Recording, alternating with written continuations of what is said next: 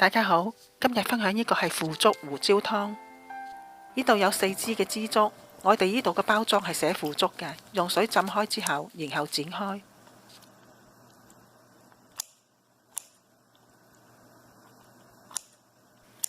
呢度係枝竹嘅頂嘅部分，比較硬，一陣間我會煲咗先。呢度有3安士嘅冬菇，用溫水清洗，熱水浸透。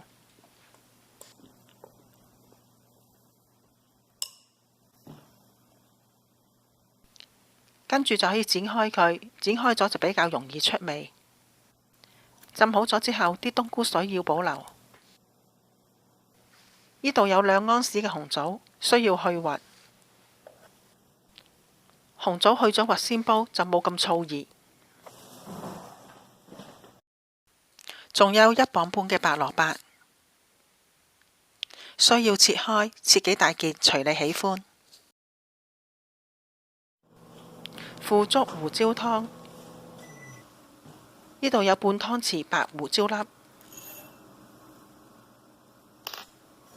依家要中碎佢先，煲嘅時候就容易出味。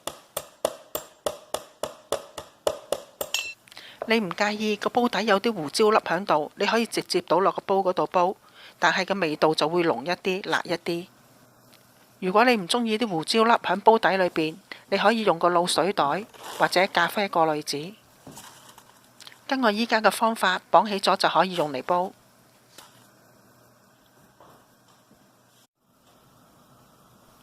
仲要準備1杯花生，需要飛水，倒落啲滾水嗰度，唔需要冚蓋，就係咁煮2分鐘。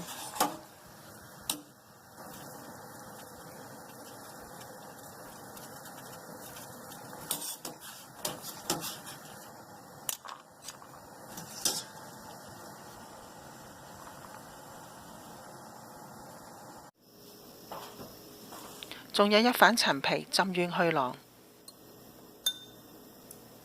個枝竹頂嘅部分比較硬，我會早啲加落去煲。煲一啲滾水，將所有嘅食材加入去。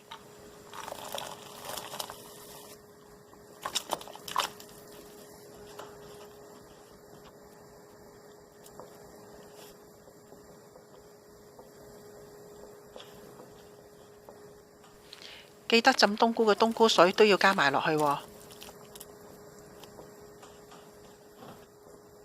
依家最後就加埋腐竹頂最硬嘅部分，煲咗先。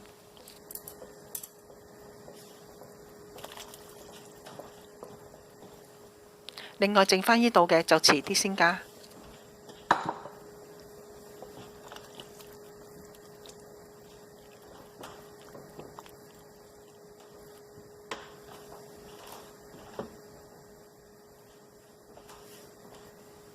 冚蓋之後，用大火滾起，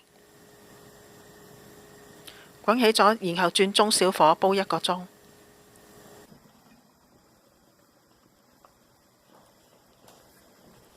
1個鐘之後，跟住我哋就加埋剩返嘅枝竹落去。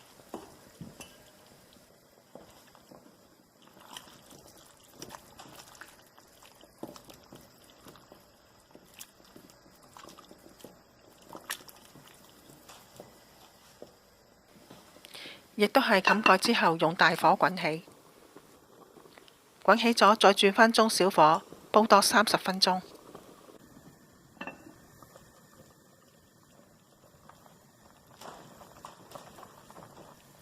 呢個湯有胡椒粒，有少少辣，腐竹香豆味，蘿蔔清甜，味道真係好唔錯㗎。而且響天氣凍嘅時間飲，特別覺得溫暖。依家可以加返適量嘅鹽，